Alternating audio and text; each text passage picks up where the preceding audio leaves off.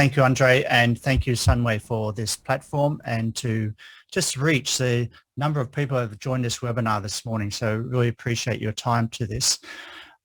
Where I'm coming from with this title, Supply Chain Transparency, Sustainability and Compliance, I'm going to cover those three areas and what it means for research. Like if you're going to start a research project in one of these areas, is there some, where can you start? And for the most part, a lot of the research that I do is a bottom-up approach. We're not starting from a literature review, but really starting from insights that we get from industry. And now more than ever, we need to really find out, where is industry at in 2021? Like, it is definitely a different place than in 2019. And this is what part of today's seminar is about. In the first part, and the first part will go for about 5 to 7 minutes, I'll just go over some of the things that happen in 2020 and just setting the scene for why or how the need for transparency, sustainability and compliance is going to be different. There's always been a need for it, but these three animals, they're going to be of a different nature post-COVID. And so what are they going to be like post-COVID, and what type of research can you do? And I'll give examples of research in the second part of my talk. I want to re-emphasize that I really take a bottom-up approach to understanding this phenomenon that is going on. And so we could go through elements of panic buying that happened very early in 2020.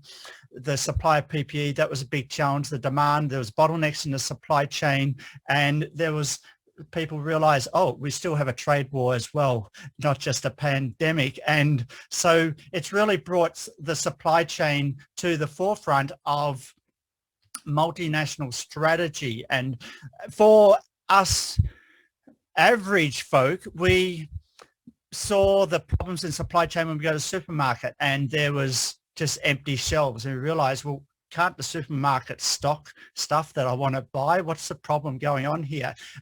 But then we realized that, well, we've got problems with PPE, and some developing nations like China, they just doubled the number of factories that were making PPE in a number of weeks. And at their height, back in February, March last year, there were 28,000 factories that entered into this sector. And a lot of them were very dodgy, and not just the factories, but the middlemen that just came to the factories and put down millions of dollars to buy out capacity for manufacturing PPE. And then governments, once they realized back April and May, they're scurrying for PPE, they realized that the factories are already committed to these middle people, and then the governments had to buy off middle people for a much larger margin. So there are a lot of cowboys that came into this space. And just an example, my own personal example, I bought 20 N95 masks end of 2019 for 119 ringgit. And 9 months later, it was 300 ringgit for the same package. So we understand, this is what happens when there's bottlenecks in the supply chain. It causes gyrations in the price. And so basically governments had to decide very quick to put money down before things were delivered, which is totally opposite to how you actually buy internationally. You may put down 30%, and when it's delivered, you pay the other 70%. So there were so many different things that went on in 2020 that we never ever thought would happen in a supply chain. And, there's, happy to share these slides with you, but, March, there's problems with raw material. In February, there was problems with raw material. In March, there was air freight problem because the passenger freight market around the world, like the freight that is in the bottom, in the bellies of passenger aircraft, it represents half the air freight around the world. The other half is cargo planes. Well, basically, all the passenger aircraft were grounded. So you got half your freight capacity air freight capacity being grounded overnight, literally. In April, there are other challenges with air freight and also regulations that were placed on various factories in China because China was the major manufacturer of PPE for the most part of last year. Okay, so what does that mean for multinationals? And so, and then we're going to drift the conversation onto this transparency, sustainability and compliance. Well, for the large multinationals, they've been beating the drum on transparency and sustainability for 5 more years now, because they realize that it's in their interest to push this because of their reputation concern. Their brand is at risk if a t-shirt rips in a major soccer game, like what happened to Puma back in 2016. Their brand is at risk. Whereas for the SME, their risk is, well, all of our capital is in sourcing from one country or one factory, and it's not just the COVID that's our challenge, it's more the trade war, and we may need to move to another country to import into the US without having to pay the 20-25% tariffs, depending on which product sector you are importing. And that's what GoPro actually did. They moved their factory from China to Mexico. Romba vacuum cleaners moved their factories from China to Malaysia. So you've got a lot of these shifts going on, and it would have been nice if the trade war happened like last decade, and then we could wait another 10 years to get over that, and then the pandemic happened, then we can deal with that separately. But the problem was that these two things happened at the same time. And so for the C manager, for the executives, working out what does a multinational do, there's a host of things that they can do, but there's so much uncertainty about which is the optimal decision to make. And you had to fly by the seat in a lot of decisions that are being made. And this is what we're going to talk about for the most part. Like, here's an example of 53 companies that have moved factories out of China in the last 3 years. And this is work done with one of my students, Nicole. And just an example, like 53 companies have moved factories out of China. Now, not just trade war, there's the coronavirus, cheap labor, there's taxes, government incentives. There's a whole range of reasons for why companies move their factories. But for the most part, SMEs were forced to move factories because of the trade war, whereas multinationals, they were able to actually take a little bit longer and think more strategically, because they, for the most part, have a portfolio of factories across many countries around the world at any one time. So for the multinational, it's about moving a percentage of their supply from one country to another, from China to Vietnam, China to Malaysia, to India, Bangladesh, Mexico, for example. So what I did was I put together a top 10 list. We all like lists. Okay, Neil, you talk. Okay, give me a list. What's a checkbox for the issues that are on in the boardroom at the moment? Under supply management, and this has been going on for the last 5 years, there's been a consolidation of suppliers. That is reducing suppliers from hundreds down to scores, bringing many companies. HTC had 500, 600 suppliers. Apple has that plus more. And it's about, well, can we bring half the number of suppliers we are sourcing from? This has been a trend for the last 5 years. COVID has actually forced that decision it's forced or changed an optimality of that decision, because as you reduce and consolidate suppliers, you actually put yourself at more risk because you have less alternatives to source from.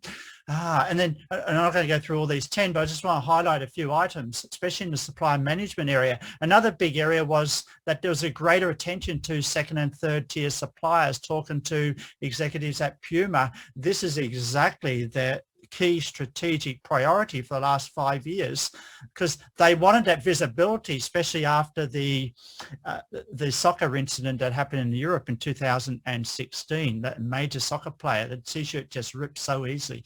Okay, let's not make too much fun out of individual companies' reputations, but that forced them to, we want more transparency on our raw material suppliers that are supplying to our major assembly suppliers. And transparency was so critical in the minds of a lot of these multinationals. Number 5 was digitalization of supplier management. And this was something that multinationals have been playing with for the last 5 years. And I'll talk about that in a little bit more details going forward. And it's just been made more critical when you cannot send executives to a factory in China. Giorgio Armani, C.S. Oliver, okay, they were sending their design teams to factories in China to work with the factories weeks on end for every phase of a new garment rollout. And they couldn't do that in 2020. Like, we all thought, you know, going in 2015, 2016, oh, we don't need to visit factories. We can do everything on email. But what multinationals started to realize that, no, email is too slow. Like, just because we have the internet doesn't mean we can do things easier. Can we manage the supply chain easier? No, we need to actually have our design teams physically in the factory. And so it's so interesting in 2020, sorry, you cannot do that. You have to go back to before 2015, relying on the internet, relying on digitalization of factory behavior, and relying on third-party proxies that are in the country that can go to the factory and actually work on your behalf to make sure that you get what you want from that supplier. So, you know, these trends were going on, and it's not like these trends just popped up in 2020 and 2021. Some of these trends have been going on for the last 5 years, but some of them were actually made even more critical because, like digitalization, because you cannot go and physically visit the factory. So what am I going to talk about? How do some of these problems feed into some research areas that we could tackle? And I'll give you some examples of some research I'm starting in this area. Well, the supply chain transparency, it's all about, well, how are companies monitoring their supply chains? And I've just explained that, you know, in the distant past, you know, with the internet, we can monitor them through the email, but then they start realizing, well, that's too slow for getting product to market. We need to send people to the factories. You know, 2017, 18, 19, multinationals were sending design teams to factories, not just China, into other countries, other developing countries, where the factories were. They couldn't do that in 2020. So what do we do now? Sustainability. I talk about factory and product audits, but the big question is, and everyone, when we say sustainability, we think environment, but that's the last thing you should be thinking about when we're talking about supply chain sustainability. We should be talking about the actual engine of production in the supply chain. If we want a supply chain to be sustainable, we got to think about the engine of production, not the engine of pollution. If we can optimize the production, the byproduct is we can reduce pollution. So we don't just focus on the pollution, we actually focus on optimizing the production process. And so the big question here is, can factories learn? Can factories learn to optimize their production process? And then number 3, supply chain compliance. That's something that's a little bit more earlier. It's earlier in my research areas that I'm working on at the moment, but I'll give you some ideas for where that can go. So on transparency, the big thing is I want to know if there's something going wrong in that factory. I really want to know today, not in 3 weeks' time when the shipment is shipped or it arrives in my country. And I realize that, well, the factory had to reassemble, remake 10% of the order because they had an inefficient process. Well, Pivot 88 came along over a decade ago, 2009. They started with about 10 factories, a couple of brands, various countries, mainly focusing on the apparel process. And 10 years later, they are now represented in over 12,000 factories, over 100 brands, VF Corp, Gap, the executives from them, they cannot praise Pivot 88 enough. Pivot 88 is not a multinational. Pivot 88 is not a third-party auditor. Pivot 88 is not a factory. How come they are getting praise by GAP and VF Corp and these big multinationals? It is because Pivot 88 created a system of tablets, and their business model is to deliver tablets to the factory of the client and to train people on the factory floor to enter information into the tablet. And so immediately the vendor, the client at the other end, can actually see updates from the factory. And so Pivot 88 was very big on number one, the training, and very big on number two, having a system in place like this tablet you see here. And that's exactly, this is the Pivot 88 system that is designed for every factory that a client hires Pivot 88 for. And so let me repeat again, they emphasize training the people in the factory to enter data into these tablets. And you would think, well, you know, garbage in, garbage out, right? Like factory makes mistakes. Let's not put that in the tablet, right? I know what you're thinking. Let's not let the client know that there's something wrong. We'll fix this, and it might be a day delay, but we'll get past it and the client won't know the difference. So, but interestingly, the experience has been the opposite. And Pivot 88 has actually been successful in getting factories to embrace this system, knowing that if they work with this system, the factory will get more orders, and that incentive was even greater than for the incentive to put in, you know, garbage data into these tablets. So this is a big thing that's happening right now, because we cannot send physical representatives from the company to the factory unless those representatives are already in the developing countries the factories are in.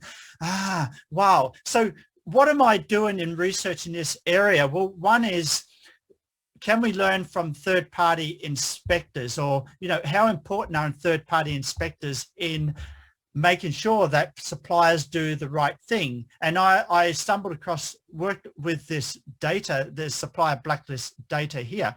And what I see here is that we worked this working paper on over 1,200 complaints, got 1,000 here, but there was more than 1,200.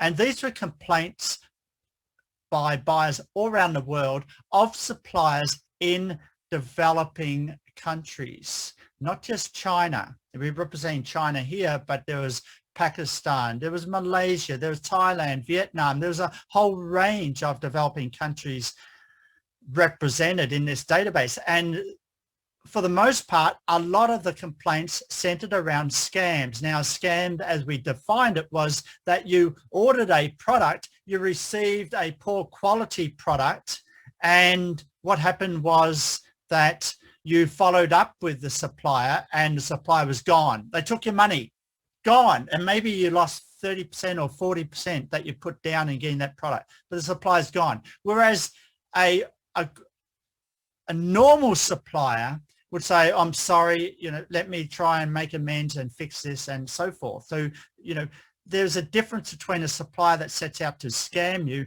They may send you a box of rocks, and don't laugh, they actually do that. That is a legitimate scam. And why would you send a box of rocks? Because at customs, they weigh every shipment. And if the buyer sees the shipment at a different weight, they may get suspect. So what's the cheapest way of keeping the weight? You put rocks in the ship. Yes, I think some of you know these games. All right, so we've got problems encountered. And so what were we trying to find out? And I've got something on the slide here, but we'll keep moving here. The stage of the relationship, what we learned was that there was a whole range in that relationship where reorders, sampling and testing happened. And let me just, there was a whole range with initial order, reorder, sampling, testing. There was a whole range of experience. It wasn't just inexperienced buyers doing this. And there was a whole range of provinces, a whole range of countries that buyers came from. And the information, there was a range of whether the information in the business license was accurate or not, and whether there's a level of independent quality control or not, and the formal contract.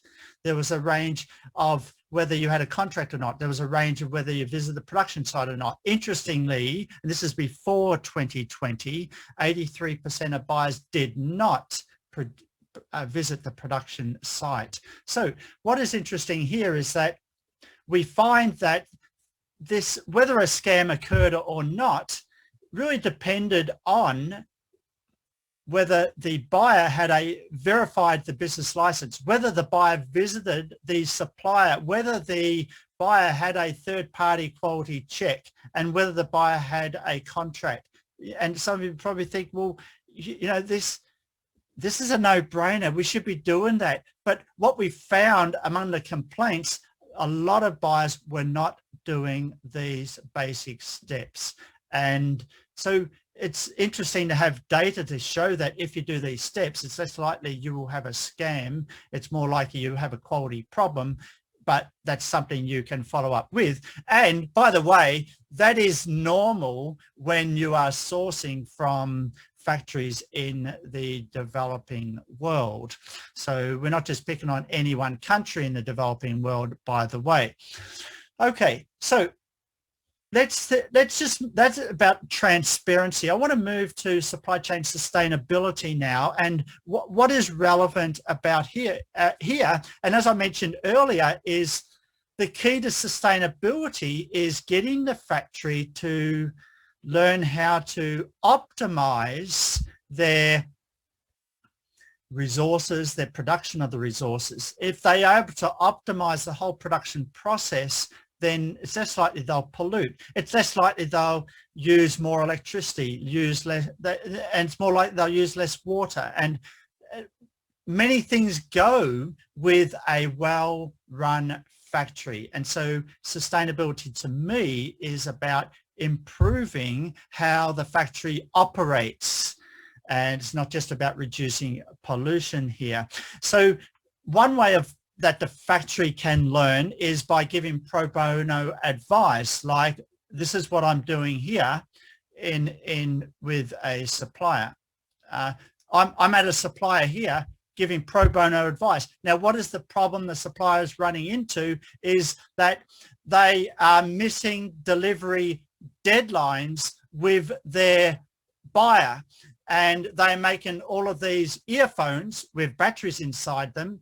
And so I've gone through the different process of delivery, raw materials, and then you manufacture, then you assemble, then you deliver. And I'm explaining to them that you need to think more clearly about where the bottlenecks are, because if you've got a delivery problem, you have a bottleneck problem somewhere. And in the end, the problem was of postponement, meaning that for all their different products, they were actually ordering in different designs of batteries for the different products. And I suggested to them, why don't you try and make tweaks to your different products so they all have the same battery? So then you could postpone the actual differentiation of the products. And this is what I mean by pro bono advice and visiting the factory and talking to things like here. All right. And so another example is when companies will station factory QC experts at the factory. Obviously, the factory has an opportunity to learn when there are QC factory experts at the factory. All right. So what are other ways in which factories can learn? Well, another way is from factory audits. And so here's a factory audit that I did of 2 companies for a client who made picture frames. So a picture frame you put up on your mantelpiece and show all your pictures from your work at home in 2020. So exciting stuff. Okay, so we're going to the factory, and my job was not to audit the product they were making, but to assess whether, number one, is this a real factory? Do they have all the certifications? do they have a proper process in place to control the raw materials, to control the assembly and control the QC? And so then the buyer, after looking at my report, decides, do I order from factory A or factory B? Now, we call that a factory audit. Many of you will know this, understand this. But what is interesting is that very few buyers undertake a factory audit. It's more, the odds are that buyers on average undertake product audits but don't undertake a factory audit. And this is really interesting because in many ways factories can learn a lot from both factory audits and product audits, because when I visit, then I give advice. So if I'm an auditor, I could give advice. And so then the factory can learn from that, because as I'm walking through, I can pick out different areas that they can improve. You know, this person doesn't have electrostatic band that stop the static electricity going into the IC unit that they are soldering around, things like that. And, you know, you need someone on the ground in the factory to give that advice for the factory to improve, to optimize their processes. Again,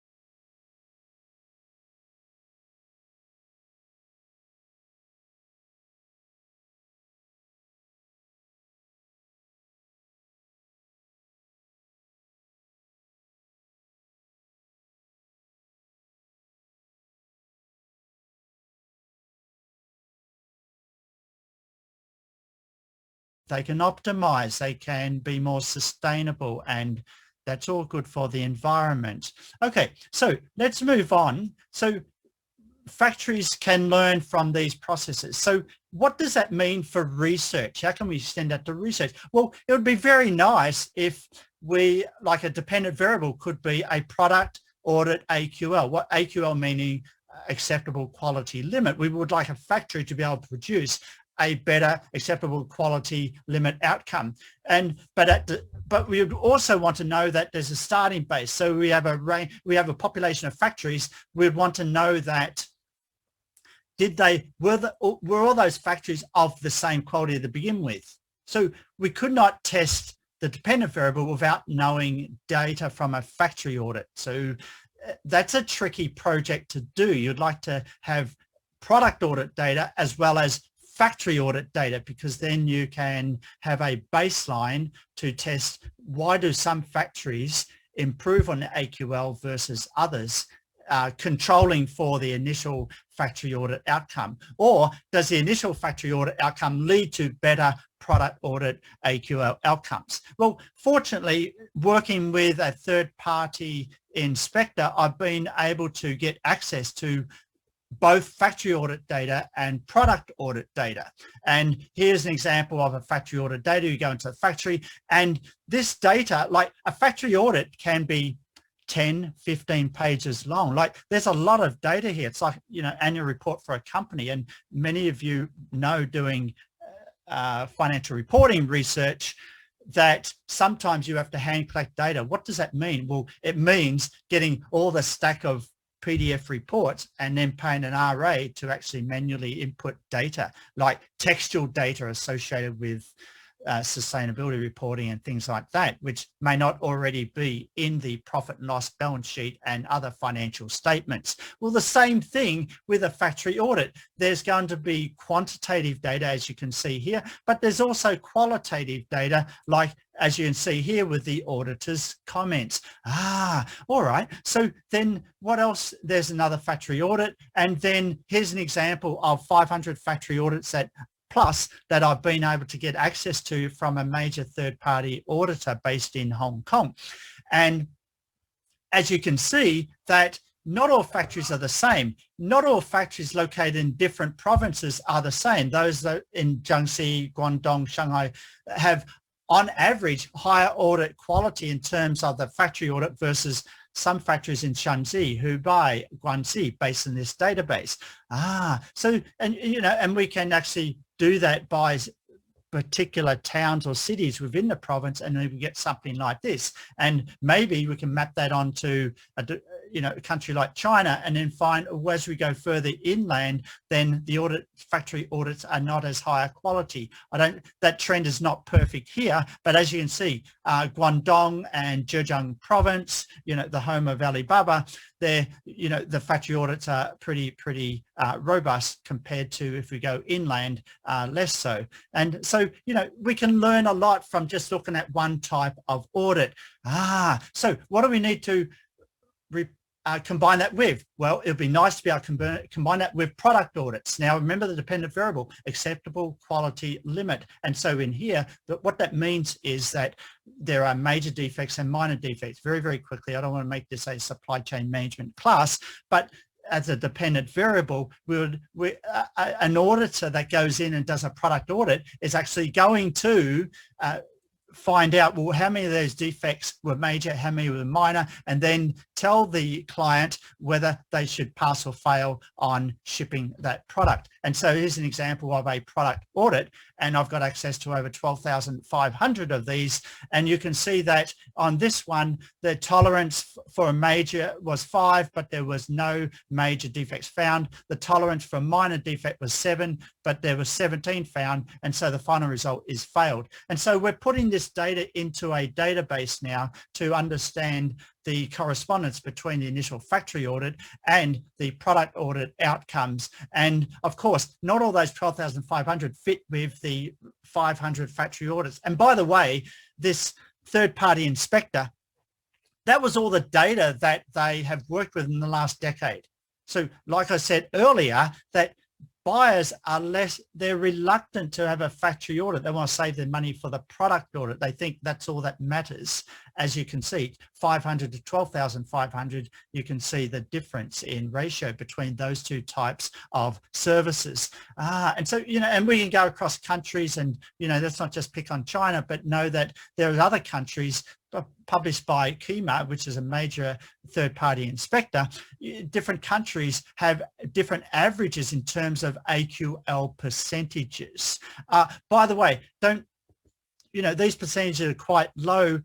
Like I said earlier, these factories are in developing countries. They are not your perfect Tesla factory that you've got in California, where everything is spotless and clean and perfect. All right. So it's part of the context that we are working with. And so that's the model that we'll be testing when we get this data into the system, where the factory audit leads to AQL. Just finally, and I'll just say a few words on the final part, was compliance, and then we'll leave for some questions. And that is the EU and the US around the world is beating up on importers of record on compliance. Why? Because there's so much more products being bought online, and it's different from going into a retail shop where you touch the product, you test the product, and then you take it home. When you buy it online, there are many more problems in products being delivered, whether they work or not, and things. So there is much stricter regulations now for importers of record overseas. And so the big question for research is, to what extent are importers of record aware of these regulations? And another interesting research question is, to what extent is that having a feedback to actually push factories to actually make better quality products to begin with? So, we can, if you have questions about that, I'm working with Product IP, which is a major company that is providing services to importers of record in the EU, to find out, well, to what extent are these buyers actually complying with the regulations. And that's something that we're in discussions with Product IP to get access to data for, but that may take 1 or 2 more years. Getting real data takes time. And finally, we're interested in understanding from the supplier's point of view, what problems are they facing with increasing pressures, not just for transparency through digitalization, not just through sustainability through third-party audits and extra quality checking at the factory audit level, but also through the compliance requirements that are coming through buyers who are trying to ship and sell products around the world. So that's it for what I want to talk about today. I gave you, these are big issues. They're not going to go away: transparency, sustainability, and compliance. And I've just given you some ideas of some research that I've been undertaking in each of these areas. Thank you, and back to the chair of the session. Thank you, Professor Neil, for the very insightful topic that you've taken through all of us. And I like the fact that you have also asked very relevant questions to help us to understand. And also in your conclusion, you also post like how are companies monitoring the supply chains, which is very relevant to today's situation as in post-COVID-19. I'd like to open the questions to the floor. If you have any questions, please feel free to put in the chat, or if not, unmute your mic and you can ask the questions.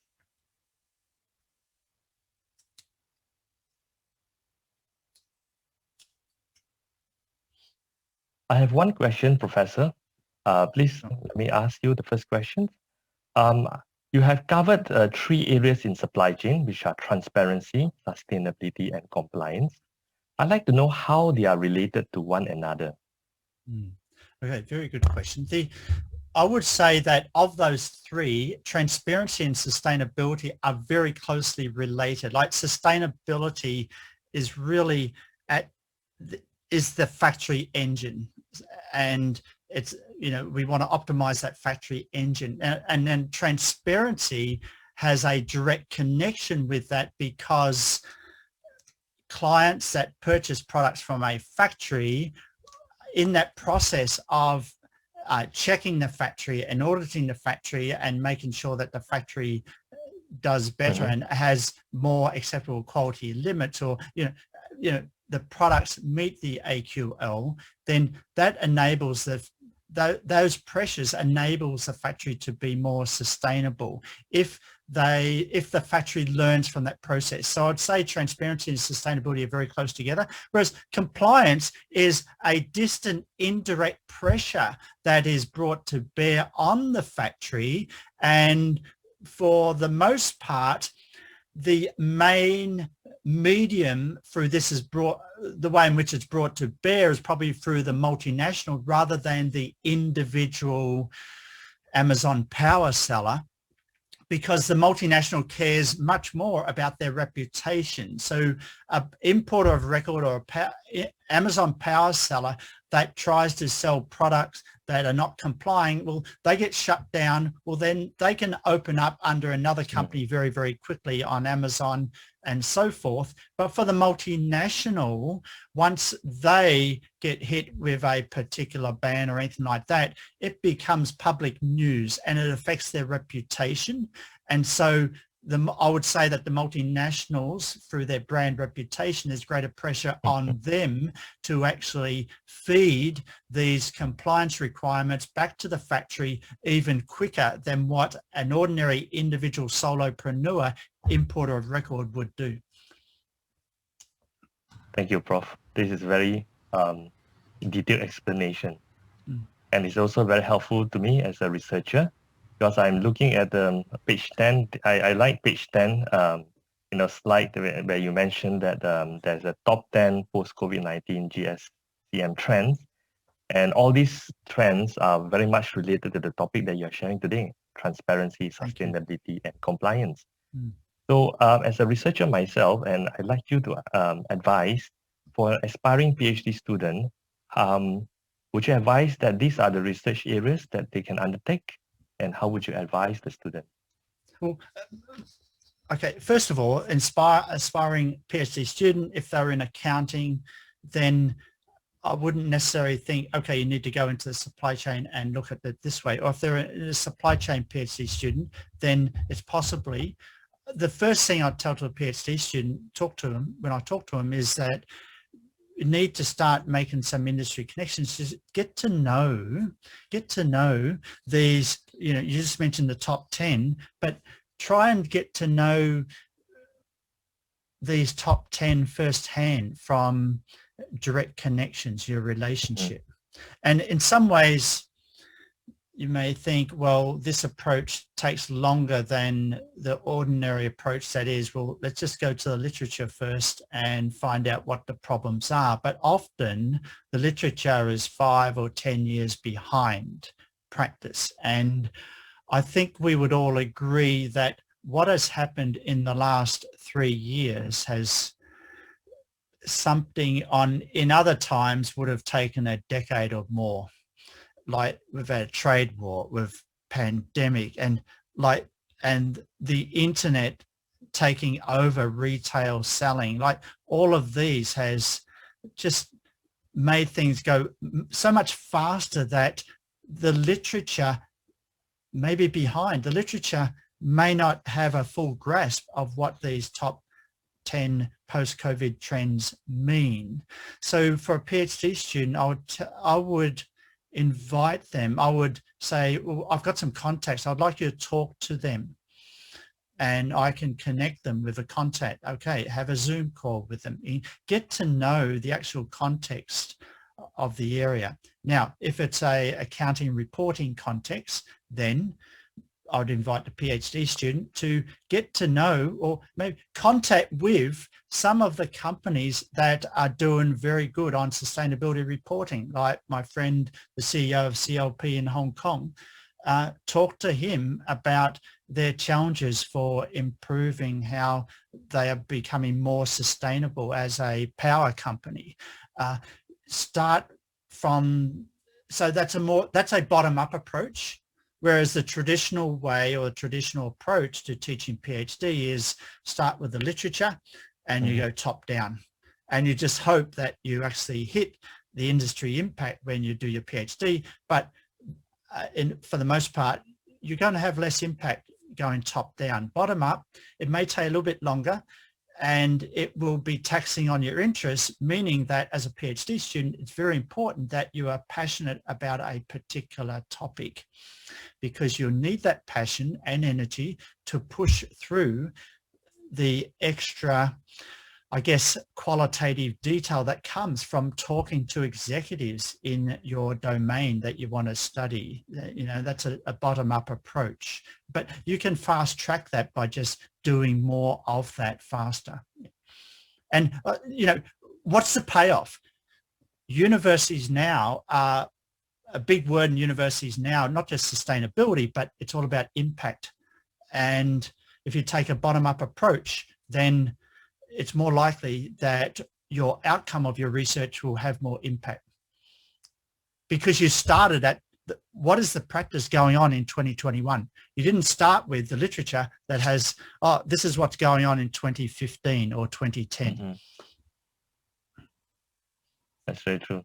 Thank you, Prof. It's very good advice. And I have questions from the floor. The first one is from Sharon. Sharon, do you want to unmute your mic, or shall I read your questions? Yes. Hi, Prof. Thanks for sharing a very insightful session. Yeah, hi. So I'm just wondering, right, because I'm very new to this, as an economist, I'm wondering what actually motivates suppliers to strive for transparency. Because I feel that when suppliers are transparent, they may lose their competitive advantage. So what motivates them to actually go in this trajectory? Thank you. Yeah, and maybe part of your question is associated with that service that Pivot 88 is providing, that is getting factories to update their daily operations digitally with their vendor. The big thing that gives the factories or the suppliers safety about being more transparent is knowing that they have a stronger relationship with a major multinational brand name. Like, the relationship is that glue that helps motivate suppliers to be more transparent. That could be and so from my on the ground experience, that is what I see. And what you could be alluding to is, well, that might be an interesting research question. That where you go out and talk to suppliers about exactly what you just asked, and then we try and document it statistically. Well, what is the difference between suppliers that are more motivated by this versus those that are less? So I could go out to Pivot 88's factories and talk to them if we've got access to find out, well, you know, what's the difference between those factories that are doing very well with this digitization versus those that are challenged. I've talked to Pivot 88 about that. I've actually had my students interview one of the founders of Pivot 88 last year to find out all about that. So very, very good question. Thank you, Prof. Thank you, Sharon. We have another question from the floor. This is from Katie. Katie, would you like to unmute your mic to ask the question? Hi, Professor Neil. How are you? Hi, Kathy. Thank you for the lovely presentation. My question lies around, I love the concept of supplier blacklist study. How do you endeavour that we can make organisations transparent, or, if you like, be more open with their blacklist if they have actually have got a blacklist of suppliers? Would that hinder their relationships with other organisations for political reasons? So I'm just wondering how we would go about encouraging companies to provide that type of list. Very interesting question. And I'm just thinking of you, as you're discussing the context of that question. Generally, organisations would not want to publish such a blacklist. I think it may be serendipity that I came across the Supplier Blacklist website, but more importantly that I got to work with the founder of that website, and so I was able to get access to the data. So, and then where you're coming from and where my data is coming from are two different places. So I see your question is, all right, how do we get organizations that have their own secret blacklist to reveal poor suppliers, and for the benefit of other buyers who may be misled, right? Correct. Okay. So the mechanism for that, and it's something I talk to a lot of buyers and I give advice to a lot of buyers, is please talk to the supplier and ask the supplier to give you some references from other customers that you have. And if they cannot give you a reference, or if they don't want to tell you the names of other customers, maybe in another country, so that, you know, they don't want to be competing directly with you, or they have exclusive access to another country, just allay the supplier's fears that we just want to understand how you are serving other customers, because we want to buy from you. We're happy. You are more expensive than some of the other suppliers, but we want to make sure that you want to be our partner for the long term. So you talk to the suppliers in that way, and the mechanism by which you get information, like you're saying, is if the supplier gives the name of a customer, then it's likely that you're going to get information that the supplier is on that customer's whitelist, not that the supplier is on the customer's blacklist, right? So that's halfway towards that perfection that you were saying, that it would be nice to be able to get the blacklist, not just the whitelist, right? Correct. Research-wise, I was fortunate that the Supplier Blacklist is a website, and buyers who have had experience with suppliers and have had problems can post their problems onto their blacklist website. And then then the question becomes, from a research point of view, well, how reliable is that? Like, that's like doxing, right? You know, I hate you, so I'm going to dox your social media website, right? And I'm sure there's an element of that going on, but for the most part, and now there's over 3,200 complaints on that blacklist website now. And for the most part, and we're analysing the second half, but the first half that we analysed up to 2017, there's a lot of explanation given so behind a lot of the complaints that went on. And for the most part, there's less doxing and more relevant and valid complaints that are being made. But you're right, that is a challenge with the data from a research point of view, and that's something that we have to acknowledge very, very clearly. Yeah. Okay, thank you. And is that a national website that you... You can go to that. That's, I think, it's, yes, supplierblacklist.com. Okay, thank you. Yeah. Thank you, Katie. Are there any more questions from the floor?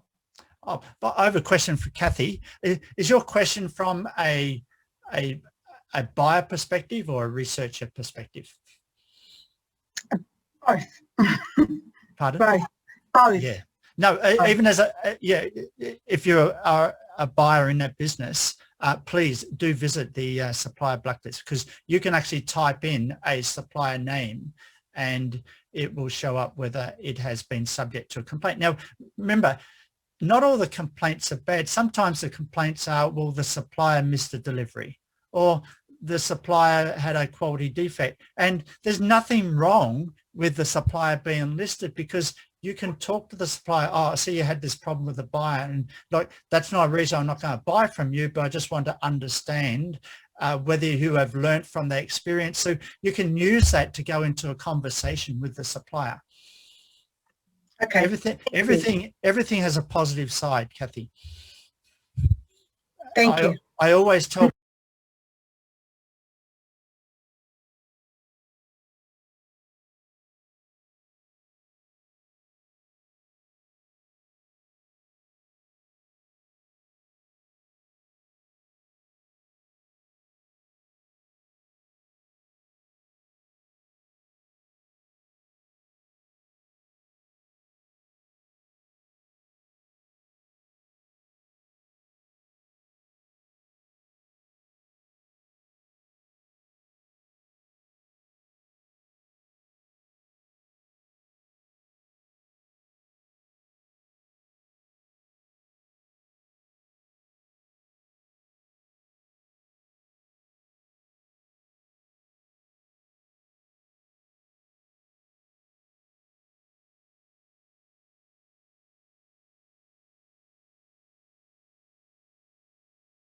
buyers, the suppliers are trying their best, and there are some out there that are out to get you, but you should be able to see them a mile away. And I'm happy to talk further if you DM me, etc. Thank you. I will. Thank you. I think we have come to the end of this session. I'd like to thank Professor Neung again for taking the time and sharing his thoughts and a very lovely and very insightful presentation. And I also like to thank everyone for taking the time this morning to attend Professor Neung's presentation and this seminar in Sunbeam. Thank you, everyone. Thank you. Thank you, Andre. And thank you for everyone coming. Happy, if DM me, happy to help in any way possible. Thank you.